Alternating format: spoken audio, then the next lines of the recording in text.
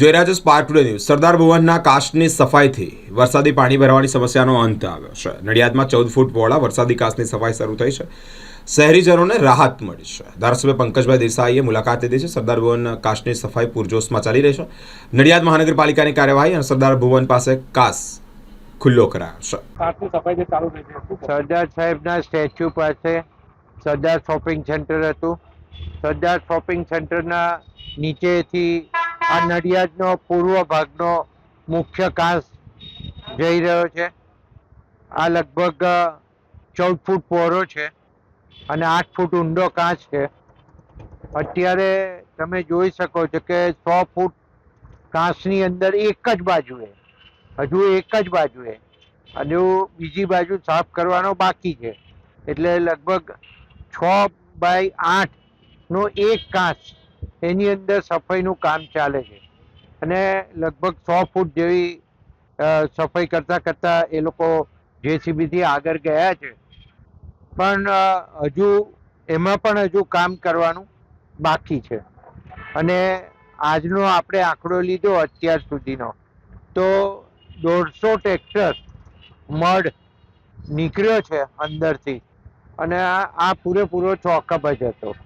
અને અગાઉ જે પ્રમાણે મ્યુનિસિપાલિટી હતી ત્યારે પણ કહેતા હતા તે પ્રમાણે આ જે પૂરેપૂરો ચોકઅપ હોવાના કારણે જે વરસાદી પાણી છે એનો નિકાલ થઈ શકતો નહોતો અને એના કારણે નાના કુમનાથ રોડ હોય, મોટા કુમનાથ રોડ હોય, આ બાજુ આઈસ ફેક્ટરી દેસે વગો હોય, કિડની હોસ્પિટલથી પછી કોલેજથી આવતું પાણી અને ઓલ્ડ સિટીનું પાણી, જૂનું શહેર જે નડિયાદ છે એનું પાણી ઉડેવર મારફતે અહીંયા આ બધા જ પાણી અહીંયા ભેગા થઈને આવે, એમાં આ બધા જે મેં કયા એરિયાની અંદર પાણી ભરાઈ રહેતું અને એમાં આંખની હોસ્પિટલ આપણી સૌથી મોટી સંતરામાઈ હોસ્પિટલ એની અંદર પણ એ પાણીમાં 4 મહિના આપણે રહીએ જ છે। એ રીતના નાના કુમનાથ રોડ ઉપર પણ જે કિડની વાળો રોડ છે એની ઉપર પણ પાણી રહેતું। બાસુદીથી દેસે વગા બાજુ જાય છે એમાં પણ પાણી રહેતું હતું। એટલે દેસે વગા બાજુ જે હોસ્પિટલો છે, ચિલ્ડ્રન્સ હોસ્પિટલ ને બધી ચૈસવ ને બીજી બધી હોસ્પિટલો, એ બધું પાણી થઈને જવું પડે। આ બધો જ ભાગનું પાણી એકત્ર થઈને આ કાંચ મારફતે શેરીમાં જાય છે। હવે અત્યારે આપણે જોઈ શકીએ છીએ કે આપણે આ શોપિંગ સેન્ટર તો જર્જરિત હતું અને જે મ્યુનિસિપાલિટીએ ટેસ્ટિંગ કરાયા એમાં રિપોર્ટ એના ફેલ ગયા, એના કારણે આ ડિસિઝન તો લેવાનું જ હતું, પણ જોડે જોડે કાચની સફાઈ થાય એ જરૂરી હતું અને આ અત્યારે કાચની સફાઈ ચાલુ જ છે। આ કાચ સાફ થશે એટલે આપણને નડિયાદને ખૂબ સારું રિઝલ્ટ મળવાનું છે અને એની અંદર પશ્ચિમના અમુક ભાગ અંદર આવી જાય છે। જે શાક માર્કેટ પાછળનો જે વૈશાલીવાળો જે રોડ છે ત્યાંથી જે કાચ જાય છે આખો એ કાચ બી અહીંયા માર્કેટમાં થઈને આ કાચમાં જ આવે। તો આ બધા જ ભાગનું પાણી આમાં ભેગું થઈ અને નડિયાદમાંથી નિકાલ થાય છે।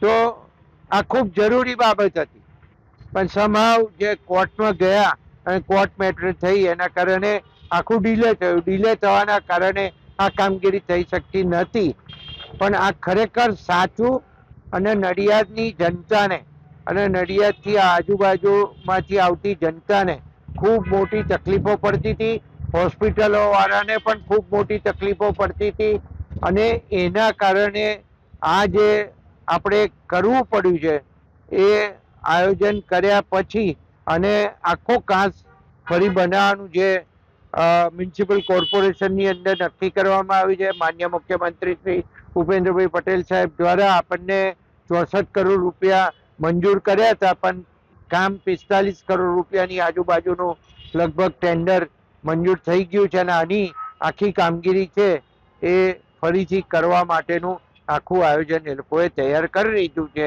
એ આ કાચ અહીંયાથી આગળ પાછળ દુકાનો નીચે જે છે ત્યાં થઈ અને શાક માર્કેટ નીચે થઈ ને જે અલકા સામેનું જે શોપિંગ સેન્ટર છે એમાં પણ નીચે કાચ છે અને આગળ રોડ પર કાચ છે। એ બધા જ કાચ સંતરામ મંદિર ના અંદર થઈ પાછળની બાજુએ થઈ અને વિઠ્ઠલ કન્યા વિદ્યાલય રોડ ક્રોસ કરીને બાસુદી અને બાસુદીથી એ બધા જ કાંસ જે બીજા બધા રોડોના છે એમાં જોઈન્ટ થાય છે.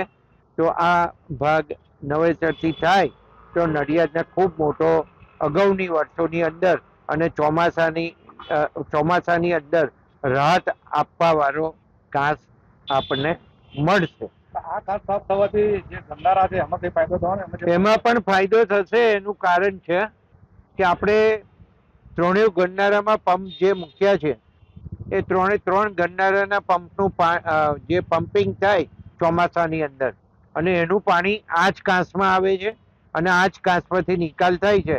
એટલે આ સાફ થવાથી લેવલ તૂટશે અને લેવલ તૂટશે અને પાણીનો ઝડપથી નિકાલ થશે. એટલું જલ્દી પાણીનો નિકાલ થવાનો છે.